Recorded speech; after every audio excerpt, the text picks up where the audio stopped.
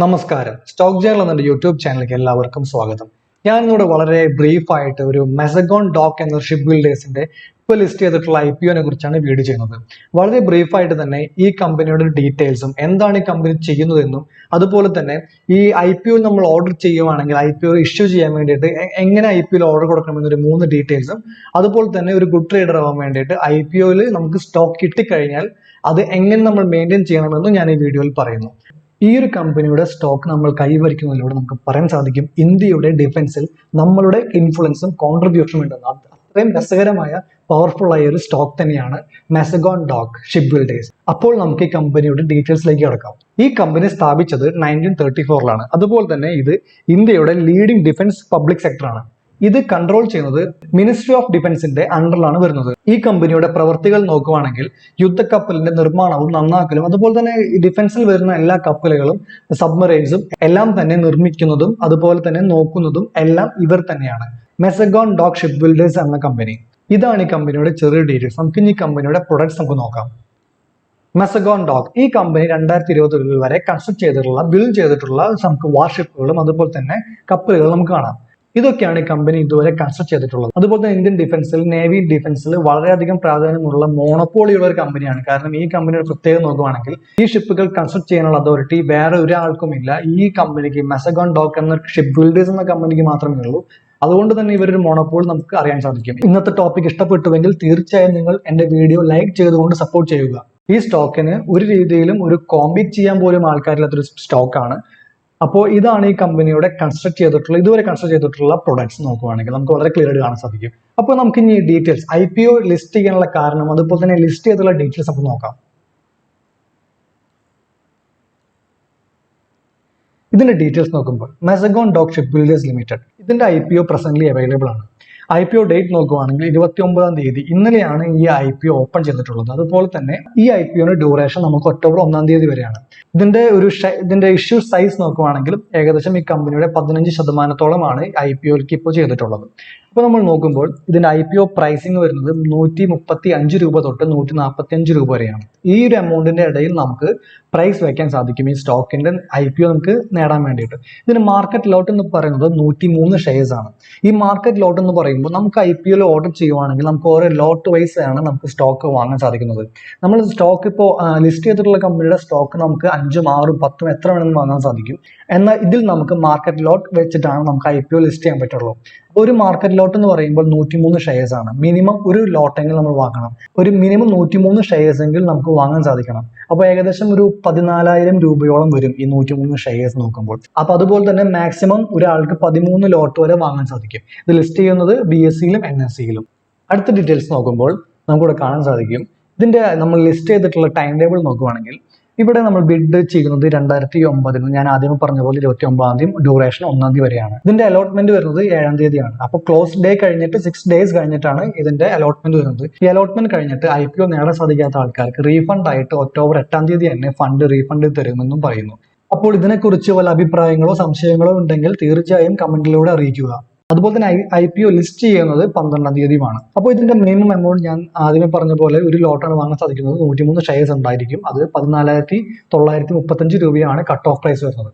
അപ്പോൾ അതുപോലെ തന്നെ മാക്സിമം നമുക്ക് 13 ഷെയർസ് വാങ്ങാൻ സാധിക്കും. അപ്പോൾ അതിൽ 1,94,000 സംതിങ് വരും. ഇതിന്റെ ഒരു ആപ്ലിക്കേഷൻ നോക്കുകയാണെങ്കിൽ നമുക്ക് കാണാൻ സാധിക്കും സെബിയുടെ ഒരു പുതിയ നിയമം പ്രകാരമാണ് ഇതിന്റെ ഒരു മിനിമം എമൗണ്ട് 10,000 മേലെ വരണമെന്നും അതുപോലെ തന്നെ മാക്സിമം നോക്കുകയാണെങ്കിൽ 2 ലക്ഷത്തിന് മേലെ പോകാൻ പാടില്ല എന്നുണ്ട്. അത് സാറ്റിസ്ഫൈ ചെയ്തുകൊണ്ടാണ് ഈ ഒരു ലോട്ട് ഇവിടെ ക്രിയേറ്റ് ചെയ്തിട്ടുള്ളത്. മെസഗോൺ ഡോക്കിന്റെ പ്രൊമോട്ടർ ഹോൾഡിംഗ് നോക്കുകയാണെങ്കിൽ 15%-ഓളമാണ് ഇവിടെ പ്രീ ഇഷ്യൂ ആയിട്ട് തരുന്നത്. ഇതിന്റെ ആദ്യത്തെ പ്രൊമോട്ടർ നോക്കുകയാണെങ്കിൽ അത് ഇന്ത്യൻ പ്രസിഡന്റ് തന്നെയാണ്. അതുപോലെ തന്നെ ഇതിന്റെ അതോറിറ്റി മൊത്തം അണ്ടറിൽ വരുന്നത് മിനിസ്ട്രി ഓഫ് ഡിഫൻസിന്റെയാണ്. അപ്പോൾ നമുക്ക് അറിയാൻ സാധിക്കും ഈ സ്റ്റോക്കിന്റെ പവർ എത്രത്തോളം ഉണ്ടെന്ന്. അപ്പോൾ നമുക്ക് ഈ കമ്പനിയുടെ ഫിനാൻഷ്യൽസ് നമുക്ക് നോക്കാം. ഇതിന്റെ 1 ഇയർ ആണ് കാണിക്കുന്നത്. ടോട്ടൽ അസറ്റ്സ് നമുക്ക് ഇവിടെ കാണാൻ സാധിക്കും കൂടി വരുന്നത്. അതുപോലെ തന്നെ പ്രോഫിറ്റ് ആഫ്റ്റർ ടാക്സ് നോക്കുകയാണെങ്കിൽ നമുക്ക് കാണാൻ സാധിക്കും 2017 തുടങ്ങിയിട്ട് മോശമല്ലാത്ത രീതിയിൽ തന്നെയാണ് ഈ സ്റ്റോക്ക് മുന്നോട്ട് വരുന്നത്. 2020 കുറച്ച് കുറഞ്ഞിട്ടുണ്ട്. കൊറോണ കാരണമായിരിക്കാം. കാരണം കൊറോണ പാൻഡമിക് കാരണം മെസഗോൺ ഡോക്കിന്റെ വെബ്സൈറ്റിൽ കാണിച്ചിട്ടുണ്ട് കൺസ്ട്രക്ഷൻ വളരെയധികം കുറഞ്ഞിട്ടുണ്ട്. അതിന്റെ ഒരു അഡ്വേഴ്സ് എഫക്ട് തന്നെയായിരിക്കാം ഇവിടെ വരുന്ന ഒരു വ്യത്യാസം. ഈ ഒരു ഡീറ്റെയിൽസ് ആണ് ഇതിനെക്കുറിച്ച് കമ്പനി ഡീറ്റെയിൽസ് ആയിട്ട് IPO പറയാനുള്ളത്. ഇനി പറയാനുള്ളത് ഈ കമ്പനി നമുക്ക് IPO എങ്ങനെ അപ്ലൈ ചെയ്യണം, അപ്ലൈ ചെയ്യുമ്പോൾ നമ്മൾ എന്ത് ശ്രദ്ധിക്കണമെന്നാണ്. അത് നോക്കുകയാണെങ്കിൽ points to know before applying for IPO initial public offering. അപ്പോൾ നമ്മൾ ഇതിൽ കട്ട് ഓഫ് പ്രൈസ്, നമ്മൾ റീറ്റെയിൽ ട്രേഡേഴ്സിന് സെബി തരുന്ന ഒരു ഫെസിലിറ്റി എന്ന് തന്നെ പറയാൻ പറ്റും കട്ട് ഓഫ് പ്രൈസ്. നമ്മൾ ഏറ്റവും എമൗണ്ട് കുറച്ച് വെക്കണം. കാരണം ഈ സ്റ്റോക്കിന്റെ IPO നമുക്ക് നേടാൻ വേണ്ടിയിട്ട് ഇപ്പോൾ നമ്മൾ നോക്കുമ്പോൾ ഈ സ്റ്റോക്ക് നമുക്ക് അത്രയ്ക്കും അർജന്റ് ആണ്. അതുപോലെ തന്നെ ഈ സ്റ്റോക്ക് മിനിസ്ട്രി ഓഫ് ഡിഫൻസിന്റെ അണ്ടറിലായതുകൊണ്ട് തന്നെ ഇതിന് വളരെയധികം ഫ്യൂച്ചർ ഉണ്ടാവും, പ്രോഫിറ്റ് ഉണ്ടാകാൻ സാധിക്കും, ഇൻവെസ്റ്റ് ചെയ്യാൻ പറ്റുന്ന സ്റ്റോക്കാണ്. അത് ഇപ്പം നമ്മൾ മനസ്സിലാക്കിയിട്ട് നമുക്ക് ഈ സ്റ്റോക്ക് നേടാൻ വേണ്ടി ആ ഒരു കട്ട് ഓഫ് പ്രൈസിൽ എമൗണ്ട് വെക്കാതെ നേരം കൂട്ടി വെച്ച് കഴിഞ്ഞാൽ നമുക്കൊരു ധാരണ ഉണ്ടായിരിക്കും എമൗണ്ട് കൂടുതൽ വെച്ച് കഴിഞ്ഞാൽ നമുക്ക് സ്റ്റോക്ക് കൂടുതൽ നേടാൻ സാധിക്കുമെന്ന്. അങ്ങനത്തെ ഒരു സംഭവം ഇല്ല. കാരണം ആ ഒരു എമൗണ്ടിൽ കട്ട് ഓഫ് പ്രൈസിൽ മാത്രം വെച്ചാൽ മതി. റീറ്റെയിൽ ഇൻവെസ്റ്റേഴ്സിന്, റീറ്റെയിൽ ട്രേഡേഴ്സിന് കിട്ടുന്ന ഒരു ഫെസിലിറ്റി തന്നെയാണ് കട്ട് ഓഫ് പ്രൈസിൽ മാത്രം നമ്മൾ വെക്കുക. അതുപോലെ തന്നെ ഒരു മിനിമം 1 ലോട്ട് ഓർഡർ ചെയ്യുക. നമ്മൾ 5 ലോട്ടും 6 ലോട്ടും ചെയ്ത് കഴിഞ്ഞാൽ നമുക്ക് കിട്ടാനുള്ള പോസിബിലിറ്റി കൂടുമെന്നുള്ളൊരു പ്രോബബിലിറ്റി നമ്മളത് നോക്കേണ്ട ആവശ്യമില്ല. സെബിയുടെ റൂൾ പ്രകാരം എല്ലാ റീറ്റെയിൽ ട്രേഡേഴ്സിന്റെ അവൈലബിലിറ്റി കൂട്ടാൻ വേണ്ടിയിട്ട് ഒരു ലോട്ടൊക്കെ വെക്കുന്ന ആൾക്കാർക്കാണ് കൂടുതൽ ചാൻസസ് കിട്ടുന്നത് ഇത് നേടാൻ വേണ്ടിയിട്ട്. അതുപോലെ തന്നെ നമുക്ക് ഒരു ലോട്ട്, നമ്മളുടെ കയ്യിൽ കാശുണ്ട്, അതല്ലെങ്കിൽ ഈ സ്റ്റോക്കിനോടുള്ള ഒരു താല്പര്യം കാരണം ഈ ഒരു ലോട്ട് പോരാ, ഒരു 2, 3, 5 ലോട്ട് വേണമെന്ന് ആഗ്രഹമുണ്ടെങ്കിൽ നമ്മൾ മൾട്ടിപ്പിൾ അക്കൗണ്ടുകളിൽ അപ്ലൈ ചെയ്യുക. നമ്മളുടെ ഭാര്യയുടെയോ അതുമല്ലെങ്കിൽ മക്കളുടെയോ അതുമല്ലെങ്കിൽ ഫാദറിന്റെയോ അക്കൗണ്ടിൽ നമ്മൾ അപ്ലൈ ചെയ്യുക. അതുവഴി നമുക്ക് കിട്ടാനുള്ള പോസിബിലിറ്റീസ് കൂടും. പറയാനുള്ളത് ആസ്ബ ഫെസിലിറ്റീസ്. ഇതിന്റെ പ്രത്യേകത പറയുവാണെങ്കിൽ നമ്മൾ ആസ്ബ ഫെസിലിറ്റീസ് വെച്ച് കൊടുക്കുകയാണെങ്കിൽ നമ്മുടെ അക്കൗണ്ടിൽ നിന്ന് കാശ് പോവാതെ തന്നെ ബ്ലോക്ക് ചെയ്തിടുന്ന ഫെസിലിറ്റിയാണ് ആസ്ബ ഫെസിലിറ്റി. ഈ ഒരു ഫെസിലിറ്റി പ്രത്യേകത നോക്കുകയാണെങ്കിൽ നമ്മുടെ കയ്യിൽ നിന്ന് കാശ് പോകുന്നില്ല, അപ്പോൾ റീഫണ്ട് വരണമെന്നില്ല. നമുക്ക് ഇഷ്യൂ ചെയ്യുവാണെങ്കിൽ മാത്രം നമ്മുടെ നിന്ന് കാശ് എടുക്കുന്നുള്ളൂ.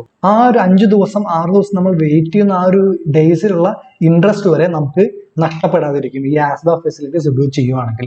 പകരം നമ്മൾ ചെക്ക് കൊടുക്കുകയാണെങ്കിൽ നമ്മൾ ആ ഒരു എമൗണ്ട് അവിടെ പോയി കുറച്ച് ട്രാൻസാക്ഷൻസ് പരിപാടീസ് ഉണ്ട്.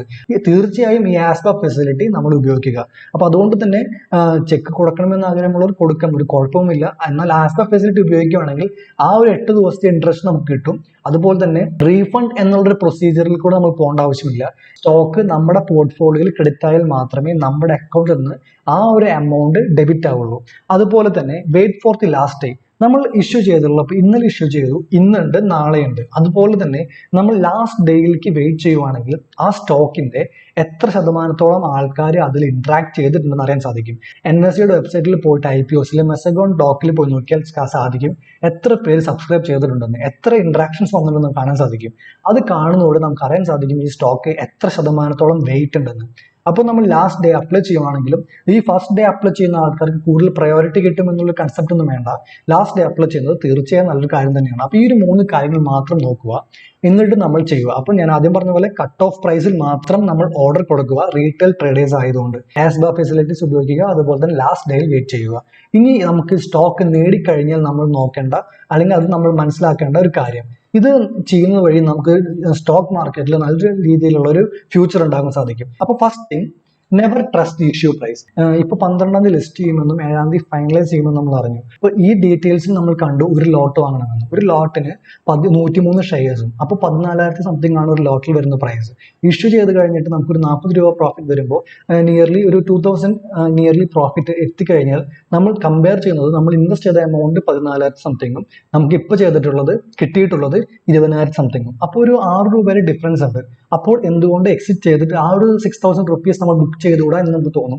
അത് ഒരു 6,000 റുപ്പീസിന്റെ പ്രോഫിറ്റ് നമുക്ക് നേടാൻ സാധിക്കും.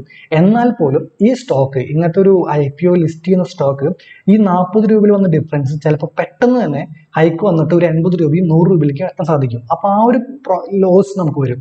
അത് മാത്രമല്ല, ഈ IPO ലിസ്റ്റ് ചെയ്യുന്ന ഒരു സ്റ്റോക്കൊക്കെ നമ്മൾ ഹോൾഡ് ചെയ്യുവാണെങ്കിൽ എക്സ്പെക്ട് ചെയ്യുന്നതിനേക്കാൾ കൂടുതൽ ഒരു പ്രോഫിറ്റ് നമുക്ക് നേടാൻ സാധിക്കും. ഒരു ഉദാഹരണത്തിന് ഇൻഫോസിസ് നോക്കുവാണെങ്കിൽ നമുക്ക് അറിയാൻ സാധിക്കും ഇൻഫോസിസ് ലിസ്റ്റ് ചെയ്തപ്പോൾ എത്ര ചെറുതായിരുന്നുവെന്നും ഇപ്പോൾ നമ്മൾ ഹോൾഡ് ചെയ്യുന്നുണ്ടെങ്കിൽ നമുക്ക് എത്ര വലിയ ഒരു എമൗണ്ട് കിട്ടിയെന്ന്. അപ്പോൾ ആ ഒരു തോട്ടിൽ കുറച്ച് ഹോൾഡ് ചെയ്യുക. ഇത് തന്നെയാണ് സെക്കൻഡ് ടോപ്പിക്കായിട്ട് ഞാൻ പറഞ്ഞിട്ടുള്ളത്. പെട്ടെന്ന് എക്സിറ്റ് ചെയ്തിട്ട് ഒരു പ്രോഫിറ്റ് നേടാൻ നമ്മൾ ട്രൈ ചെയ്യരുത്. അത് നമുക്കൊരു മണ്ടത്തരമായിട്ട് ഫീൽ ചെയ്യാൻ സാധ്യതകളുണ്ട്. അത് നമ്മൾ നോക്കണം. അത് മാത്രമല്ല, 3-ാമത്തെ കാര്യം, sell off and receive the invested money. ഇതിൽ ഞാൻ ഉദ്ദേശിക്കുന്നത് നമ്മൾ ആദ്യമേ പറഞ്ഞൊരു 40 രൂപ പ്രോഫിറ്റ് ഇത് 20,000 റുപ്പീസ് എത്തിയാണ്. അതിനുശേഷം കുറച്ചും കൂടി വെയിറ്റ് ചെയ്തിട്ട് ഒരു എമൗണ്ടും കൂടി കടന്നു കഴിഞ്ഞാൽ നമുക്ക് നമ്മുടെ സ്റ്റോക്ക് ഇപ്പോൾ ഒരു 1 ലോട്ട് എന്ന് പറയുന്നത് 103 ഷെയർസ് ആണ്. അപ്പോൾ ഒരു 52 ഷെയർസ് അല്ലെങ്കിൽ 50 ഷെയർസ് നിയർലി നമ്മൾ സെൽ ചെയ്യുവാണെങ്കിൽ ഒരു പരിധി വരെ നമ്മുടെ ഇൻവെസ്റ്റഡ് എമൗണ്ട് നമുക്ക് കിട്ടാൻ സാധിക്കും. അത് കിട്ടിക്കഴിഞ്ഞാൽ ലൈക്ക് ബാക്കിയുള്ള ഷെയർസ് എല്ലാം നമുക്ക് ഫ്രീ ആയിട്ട് കിട്ടിയ പോലെയാണ്. അപ്പൊ അത് മനസ്സിലാക്കിയിട്ട് ആ ബാക്കിയുള്ള സ്റ്റോക്കുകളൊക്കെ നമ്മുടെ പോർട്ട്ഫോളിയോയിൽ വെറുതെ ഇടുക. ഒരു IPO നമ്മൾ പ്രത്യേകം നോക്കുകയാണെങ്കിൽ ഒരു 10 ഷെയർസ് നമ്മൾ IPOയിൽ വാങ്ങിച്ചിട്ട് ഈ ഒരു പ്രൊസീജിയറിൽ ചെയ്ത് ഒരു പ്രോഫിറ്റ് എത്തിക്കഴിഞ്ഞു കഴിഞ്ഞാൽ ആ ഷെയർസ് വിറ്റിട്ട് ബാക്കിയൊക്കെ നമ്മളൊരു ഫ്രീ ആയി കിട്ടിയ പോലത്തെ ഒരു എമൗണ്ട് ആയിരിക്കും. അത് നമ്മൾ ഹോൾഡ് ചെയ്യുകയാണെങ്കിൽ 10 ഷെയർസിൽ 2 3 ഒക്കെ ചിലപ്പോൾ ഫ്ലോപ്പ് ആയിട്ട് പോകും. ബാക്കിയുള്ള ഒരു 2 ചിലപ്പോൾ നമുക്ക് നല്ല രീതിയിൽ പ്രോഫിറ്റ് കിട്ടിക്കൊണ്ടിരുന്ന സ്റ്റോക്ക് ആയിരിക്കും. ഒരു മോശമല്ലാത്ത ഡിവിഡൻഡും അതുപോലെ തന്നെ ഒരു ആസ്കിംഗ് പ്രൈസ് ഒക്കെ ഉള്ള നല്ല സ്റ്റോക്കായിട്ട് പോകും. ചില സ്റ്റോക്കുകൾ ചിലപ്പോൾ ഒരു മൾട്ടി ബാഗേഴ്സ് എന്ന രീതിയിൽ ചില 1 2 സ്റ്റോക്കുകൾ മുകളിലോട്ട് പോയി കഴിഞ്ഞാൽ വേറെ നമുക്കൊന്നും നോക്കാതെ തന്നെ നമുക്കത് അതിന്റെ വളർച്ച കണ്ടുകൊണ്ട് മാത്രം ഇരുന്നാൽ മതി. ആ ഒരു പ്രൊസീജിയറിലേക്ക് ചില സ്റ്റോക്കുകൾ എത്തും. നമുക്കത് ഏത് സ്റ്റോക്കുകളൊന്നും സ്പ്ലിറ്റ് ചെയ്യാൻ സാധിക്കില്ല. അപ്പോൾ നമ്മൾ എന്താ ചെയ്യേണ്ടതെന്ന് വെച്ച് കഴിഞ്ഞാൽ ഇങ്ങനത്തെ ഒരു പ്രൊസീജിയർ IPOയിൽ വരുന്ന ഷെയർസ് വാങ്ങിച്ച് കുറച്ച് പ്രോഫിറ്റ് എത്തിക്കഴിഞ്ഞാൽ ഒരു ഇൻവെസ്റ്റഡ് എമൗണ്ടിന് അടുത്ത് അതല്ലെങ്കിൽ ഒരു 80% കിട്ടുമെന്ന രീതിയിൽ എത്തിയാൽ പോലും ആ സ്റ്റോക്കിന്റെ ഒരു ഹാഫ് വിറ്റിട്ട് ആ ഒരു ഇൻവെസ്റ്റഡ് മണി നമുക്ക് തിരിച്ച് കിട്ടിക്കഴിഞ്ഞാൽ ബാക്കി സ്റ്റോക്കുകൾ നമുക്കൊരു ഫ്രീ ആയി കിട്ടിയുള്ള ആ ഒരു അനുഭൂതിയുള്ള സ്റ്റോക്ക് ആയിരിക്കും. അത് ഹോൾഡ് ചെയ്യുക, നമ്മുടെ പോർട്ട്ഫോളിയോയിൽ വെക്കുക. അപ്പൊ ഈ ഒരു പ്രൊസീജിയർ അനുസരിച്ച് നമ്മൾ IPOയിൽ ട്രേഡ് എടുക്കുക.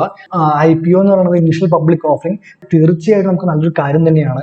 അത് മാത്രമല്ല മെസഗോൺ ഡോക്ക് ഷിപ്പ് ബിൽഡേഴ്സ് എന്ന് പറയുമ്പോൾ ഇന്ത്യയുടെ ആകെ കൂടി അതോറിറ്റി ഉള്ള ഒരു ഷിപ്പ് ബിൽഡേഴ്സ് ആണ്. അതൊരു മോണോപോളി എന്ന് തന്നെ പറയാൻ സാധിക്കും. കാരണം വേറൊരു കോമ്പീറ്റ് ചെയ്യാൻ പോലും വേറൊരാളുമില്ല. മെസഗോൺ ഡോക്ക് ഷിപ്പ് ബിൽഡേഴ്സ് തീർച്ചയായും നമ്മുടെ ഡിഫൻസിന്റെ ഡെവലപ്മെന്റ് ആയിട്ട് വരുമ്പോൾ ഇതിന്റെ പ്രൊഡക്ട്സ് ഇനിയും കൂടും, സ്റ്റോക്ക് മുകളിലോട്ട് തന്നെ പോകും, വേറെ കോമ്പീറ്റ് ചെയ്യാൻ വേറെ ആരുമില്ല. തീർച്ചയായും നമുക്ക് എല്ലാവർക്കും തന്നെ ഉപയോഗപ്പെടുമെന്ന് വിശ്വസിക്കാൻ സാധിക്കുന്ന ഒരു സ്റ്റോക്കാണ്. ഇന്നത്തെ വീഡിയോയിൽ വളരെ ബ്രീഫായിട്ട് ഈ മെസഗോൺ ഡോക്കിന്റെ ഒരു ഡീറ്റെയിൽസ് ആണ് ഞാൻ പറഞ്ഞിട്ടുള്ളത്. നിങ്ങൾക്ക് എല്ലാവർക്കും തന്നെ ഈ വീഡിയോ ഉപകാരപ്പെട്ടു എന്ന് വിചാരിക്കുന്നു. അതുപോലെ തന്നെ വീഡിയോ ഇഷ്ടപ്പെട്ടുവെങ്കിൽ തീർച്ചയായും എന്റെ ചാനൽ സബ്സ്ക്രൈബ് ചെയ്തുകൊണ്ട് സപ്പോർട്ട് ചെയ്യുക. നന്ദി, നമസ്കാരം.